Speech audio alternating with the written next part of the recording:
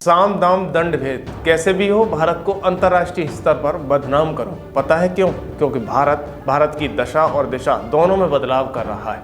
नमस्कार, मैं हूं योगेश कांत और आप देख रहे हो खबर एक्सपर्ट। क्योंकि पाकिस्तान को घर में घुसकर जवाब देता है और चीन को सीना तान कर जवाब देता है और कोरोना की वैक्सीन अन्य देशों को वितरित करता है, तो देखो भारत बदल रहा है।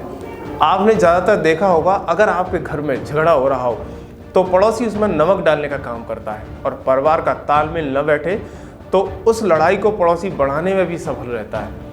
अब आप सोच रहे होंगे कि ये सब मैं क्यों कह रहा हूँ। पता है, ऐसा नज़ारा आजकल भारत में दिखाई दे रहा है।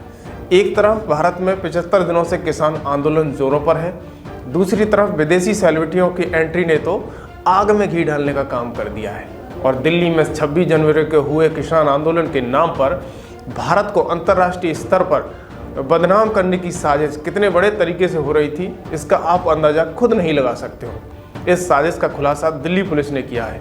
इस खुलासे में जलवायु परिवर्तन पर बोलने वाली ग्रेटा थनबर्ग के एक ट्वीट ने कर दिया है। ये ट्वीट तो ग्रेटा ने गलती से किया या सोच समझकर किया, ये तो हम नहीं कह सकते, लेकिन उस ट्वीट के बाद डिलीट भी करना पड़ा उसे। लेकिन आपने एक कहावत तो सुनी होगी, आफ्टर डेथ द डॉक्टर, यानी अब पछताए होत का जब चिड़िया चुग गई खेत।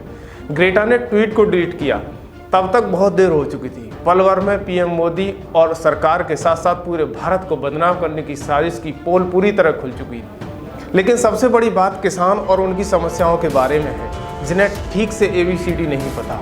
उन्होंने भारत को कानून सिखाना शुरू कर दिया, जिसमें Hollywood pop singer Rihanna, Greta, Mia Khalifa जैसे तमाम अंतर्राष्ट्रीय हस्तियां इस ट्विटर वार में शुरू हो गई और पिछले कई दिनों से किसान आंदोलन को लेकर ट्वीट कर रहे हैं।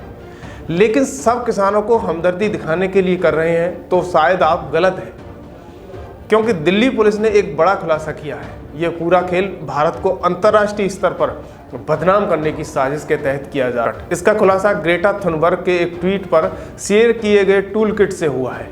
26 जनवरी को किसान आंदोलन के बाद दिल्ली पुलिस हरकत में आ गई और जांच एजेंसियों ने जांच शुरू कर दी। The action plan which has been delineated in this particular toolkit, if you go by the unfolding of events, including the violence of the 26th January, it reveals a copycat execution of the action plan. Now that is something which is a matter of concern for Delhi police.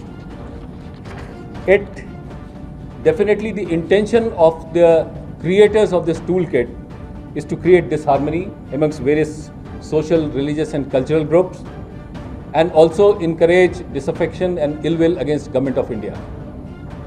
It also aims at, and it says so, waging social, cultural and economic war against Government of India.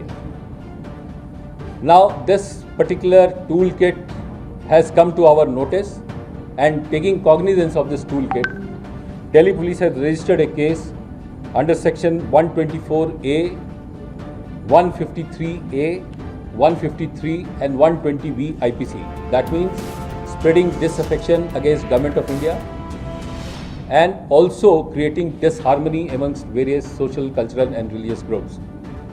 120B for a planned conspiracy to execute such a plan. Now we have handed over, after registration of this case, we have handed over the investigation to the cyber cell, and which will be conducting further investigation into the case. So can you please tell us about the section once again? So I once again mention the section. It is 124A IPC, which is basically spreading disaffection against the Government of India. It's regarding sedition.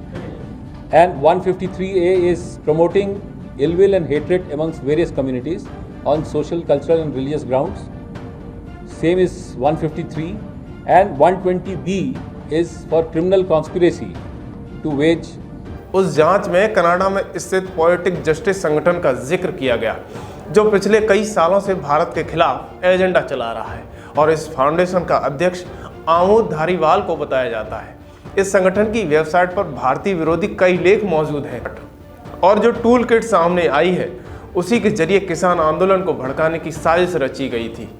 इसके साथ साथ बताया जाता है कि इस संगठन का कनाडा में राजनीतिक रसूख भी है और कई सिख सांसद इस संगठन से जुड़े हुए भी हैं। अब आपके ज़हन में एक सवाल पैदा होता होगा कि ये टूल किट क्या है तो चलिएगा टूल किट के बारे में बताते हैं। ये टूल किट में सोशल मीडिया के जरिए दंगा भड़काने के लिए पूरी सामग्री होती है। इसमें कैसे ट्विटर पर हैशटैग कराना है, अन्य सोशल मीडिया पर कैसे ट्रेंड कराना है जिससे दंगा भड़काया जा सके, इस सारी जानकारी को किसी संगठन द्वारा दंगा भड़काने में प्रयोग किया जाता है। इसका खुलासा दिल्ली पुलिस ने किया है। खैर, ये तो भारत के किसानों का मामला है, तो भारत सरकार हल करेगी, क्योंकि ये भारत के आंतरिक मसले का मामला है, अन्य किसी रेहाना मियाँ खलीफा ग्रेटर थनवर्ग का नहीं। और सरकार ने आज तक बड़े से बड़े मसले हल किए हैं, ये भी होगा। तो इस खबर पर आपकी क्या राय है, हमें कमेंट बॉक्स में ज़रूर लिखें और चैनल को सब्सक्राइब करें।